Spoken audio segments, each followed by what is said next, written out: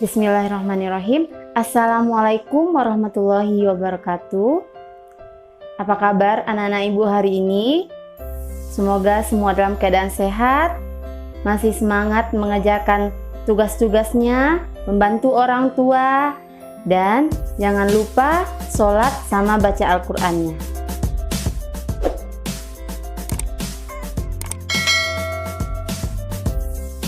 Baiklah anak-anak ibu sekalian, dalam video pembelajaran kali ini, Ibu akan mau menjelaskan tentang lesson 14, ini untuk kelas 4, yaitu dengan temanya past activities. Nah, dalam lesson 14 ini, ada beberapa poin yang akan Ibu jelaskan. Yang pertama, apa itu past activities? Atau what is past activities? Nah, biar anak-anak lebih jelas, anak-anak bisa baca ini. Nah, past activities itu adalah kegiatan yang telah terjadi di waktu lampau. Nah, dia memiliki waktu yang spesifik. Nah, apa itu waktu yang spesifik? Yaitu keterangan waktunya itu jelas. Jadi, dalam kegiatan atau past activities ini, ada beberapa contoh keterangan waktu yang bisa kita gunakan. Misalnya seperti yesterday, last week, last month, dan seterusnya.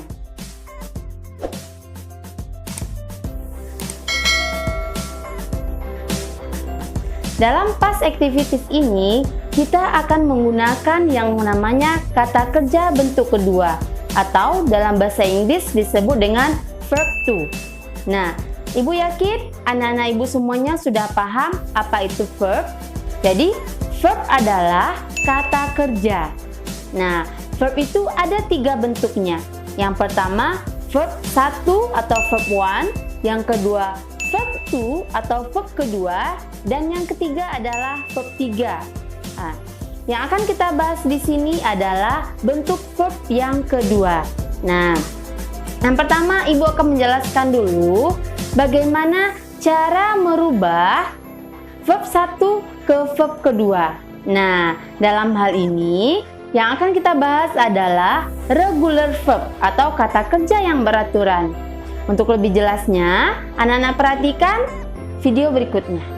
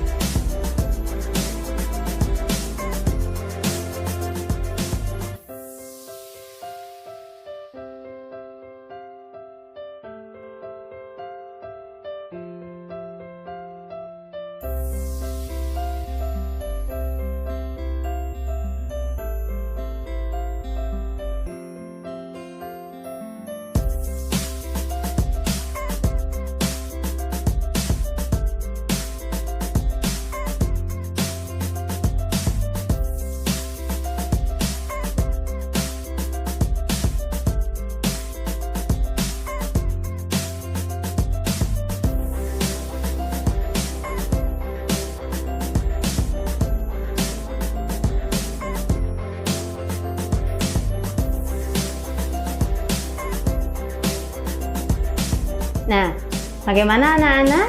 Apakah sudah paham dengan penjelasan Ibu?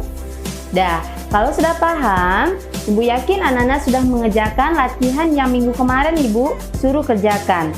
Sekarang, semuanya bisa melihat latihan halaman 111. Kita akan membahasnya bersama-sama. Kita mulai dari yang part B, yang bagian B, yang writing.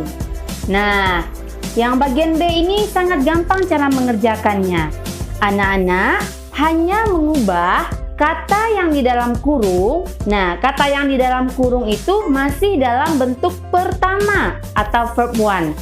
Jadi, sekarang anak-anak rubah ke bentuk yang kedua atau verb 2. Oke, let's see number 1. Sinta told to Santi last Monday. Nah, jadi told masih bentuk pertama, rubah ke bentuk kedua. Bisa tinggal ditambahkan dengan ed, jadi told. Oke, kita lihat yang number 2. Denny, di dalam kurung ada kata-kata cry at school yesterday. Nah, cry-nya masih bentuk pertama. Sekarang anak-anak rubah ke dalam bentuk kedua. Seperti yang Ibu jelaskan tadi, kalau dia berakhiran dengan huruf Y, maka huruf Y dirubah menjadi huruf I. Setelah itu baru ditambah dengan ed. Jadi jawabannya berubah menjadi cried. C R I E D. Nah, oke. Let's see number 3. Dian, di dalam kata kurung ada use my pen an hour ago. Nah, ubahlah kata use ke dalam bentuk kedua. Hanya tinggal ditambah dengan huruf D, jadi use. Oke, yang number 4, I expect you to come last weekend. Nah, expect-nya dirubah ke dalam bentuk kedua, hanya tinggal menambahkan ed saja. Oke, yang number 5, my father worked late yesterday. Nah, ubah kata-kata work menjadi bentuk kedua. Sangat gampang, hanya tinggal menambahkan ed. Jadi work berubah menjadi worked.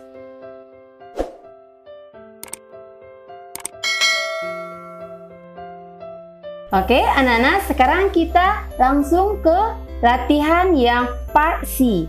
Nah, di latihan yang C ini, anak-anak tinggal memilih kata yang di dalam kotak, tapi harus diingat, kata yang di dalam kotak itu harus dirubah menjadi bentuk yang kedua. Karena apa? Kata yang ada di dalam kotak itu masih dalam bentuk yang pertama. Oke, anak-anak bisa lihat contoh gambar number 1. Nah, di sana, lihat. Nah, ada 2 orang anak sedang tertawa. Nah, apa bahasa Inggrisnya tertawa? Di antara kata yang 6 itu, anak-anak pilih mana yang tertawa. Nah, itu adalah laugh. Jadi, ditulis di bawahnya harus dalam bentuk yang kedua. Jadi, laugh itu tinggal ditambah dengan ed. Jadilah dia seperti ini. Oke, sekarang kita masuk ke picture number 2.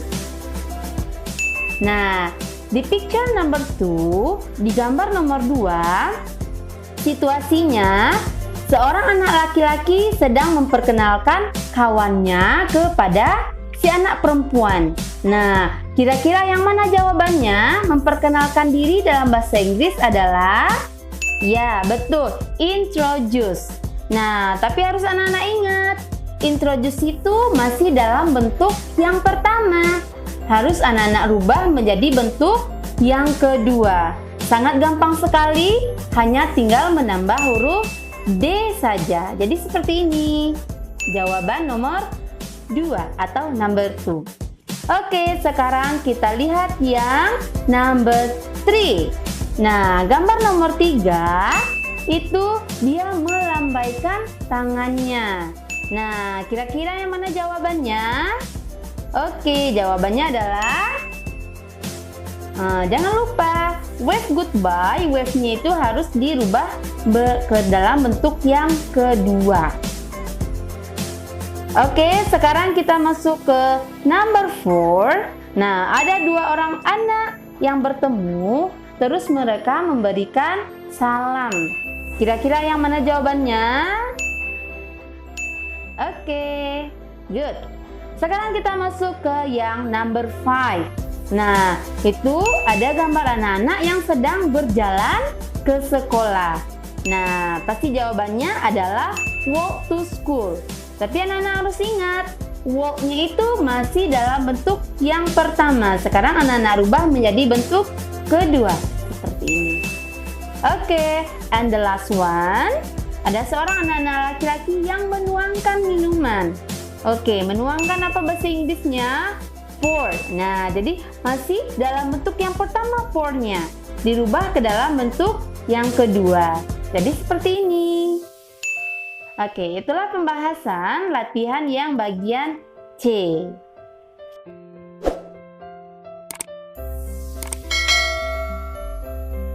Nah, baiklah anak-anak, sekarang kita lanjut ke part yang D atau ke bagian yang D. Nah, kalau biasanya dalam simple present yang sudah kita pelajari, kita menggunakan do atau does, ya. Tapi kalau dalam simple past tense ini, kita menggunakan did, seperti ini. Nah, Ibu kasih contoh kalimatnya. Anak-anak perhatikan contoh kalimatnya. Oke, nah, kalau seandainya jawabannya adalah yes, maka jawabannya adalah yes, he did. Kalau seandainya jawabannya adalah no, maka jawabannya adalah no, he did not. Seperti itu. Anak-anak perhatikan contoh yang Ibu tulis. Nah, begitu juga misalnya kalau kita menggunakan subjek kalimat yang lain, seperti contoh kalimat ini. Nah, kalau jawabannya adalah yes, maka yes, they did. Kalau jawabannya adalah no, maka jawabannya no, they did not. Oke, boleh ditambahkan jawabannya lengkap ke belakang sampai seperti ini saja juga sudah betul.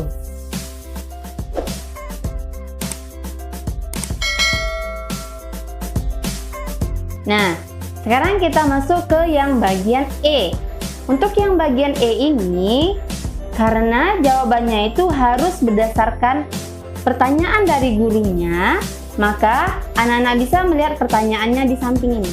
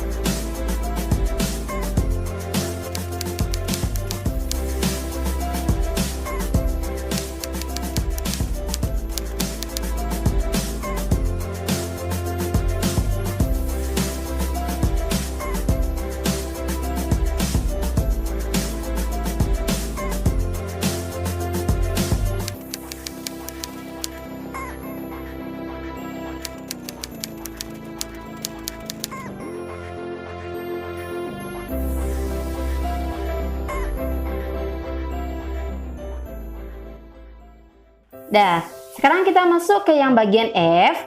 Yang bagian F kita baca dulu perintahnya. Read Ken's diary below carefully. Jadi kita disuruh membaca diarinya si Ken ini dengan benar ya. Sekarang anak-anak baca dulu diarinya. Setelah itu, kalau anak-anak menemukan kata-kata yang tidak tahu artinya, anak-anak bisa menggunakan kamus. Boleh kamus yang manual, buku, boleh juga kamus elektrik untuk mencari arti-arti yang tidak anak-anak tahu jawabannya ya. Setelah dibaca, nah sekarang tugasnya adalah mengerjakan yang bagian G. Bagian G itu jawabannya ada di bagian F. Oke, untuk bagian G ini pembahasannya. Anak-anak bisa lihat di sini.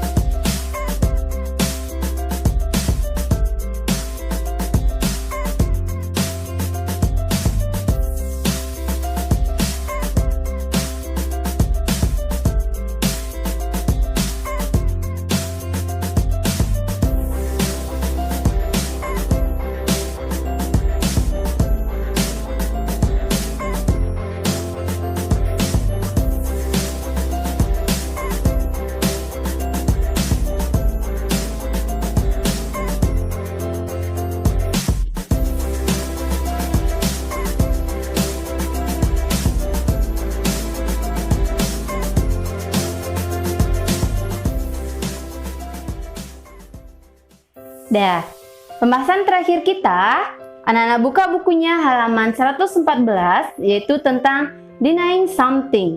Nah, apa itu denying something? Anak-anak lihat penjelasan ini. Nah, dalam buku paket ada dua cara dalam denying something. Yang pertama, that is not true. Yang kedua, no, I didn't. Nah, untuk lebih pahamnya, anak-anak perhatikan ilustrasi berikut ini. Hai Sinta, you arrived late yesterday? That is not true. I arrived at 6 o'clock yesterday. Nah, anak-anak ibu, kira-kira seperti itulah denying something. Oke, sekarang kita lanjut ke pembahasan berikutnya, yang part L, yang bagian L-nya. Nah, anak-anak ibu bisa lihat pembahasannya seperti ini.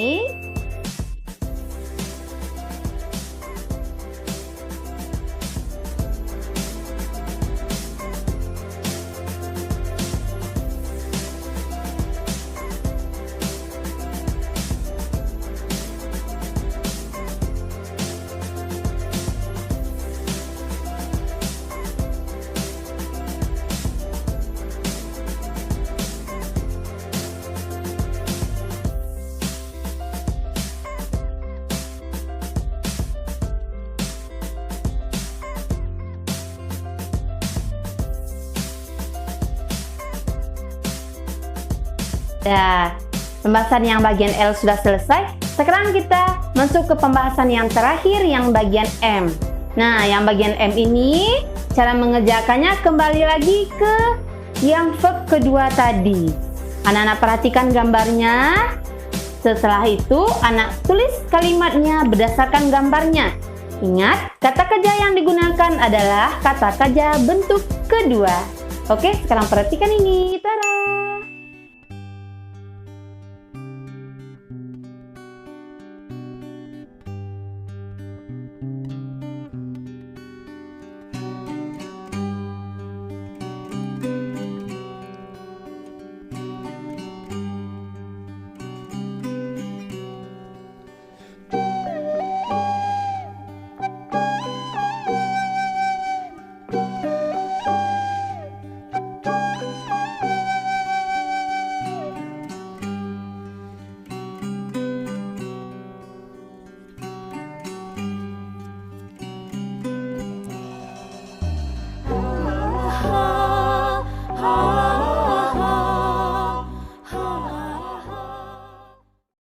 Nah, anak-anak ibu sekalian, itulah sedikit penjelasan ibu tentang lesson 14 ini.